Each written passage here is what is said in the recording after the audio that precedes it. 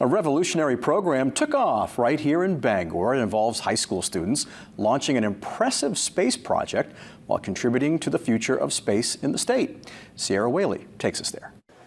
We're working to develop a space economy in Maine, and the real foundation of that is getting students involved. 34 Maine high school students have changed the heights of educational programs focusing on space. This project was actually focused in northern Maine, and we worked with Senator Collins' office to get a congressional directed spending award. And those funds have contributed to the launch of a 3D smart rocket program, which is the first of its kind in the entire world. Part of this module through Max IQ was to give the students chipsets, so they're chips that can be programmed with a software language called Arduino, and you can run a variety of different experiments. So students from Machias, Farmington, and Augusta met at the Challenger to discuss what could happen when they launch an air balloon. But you may be wondering, what's the purpose of doing this? The thing which we are doing is we take the data from the thing which we launched in the sky, the balloon. So it basically takes all this data like temperature, the pressure, and all this stuff.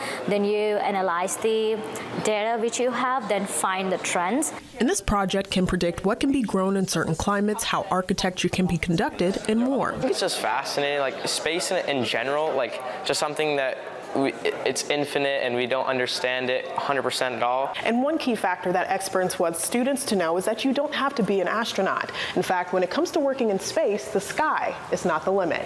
You can be an electrician for a rocket company. You can be a plumber for a rocket company. You can be a life scientist. And that's why expanding STEM education across the state could contribute to the development of Maine's future spaceport, but most importantly, getting students into STEM and believing that that is a credible future for them, and a credible future not only for them, but in Maine. Sierra Whaley, WABI TV5 News, Bangor.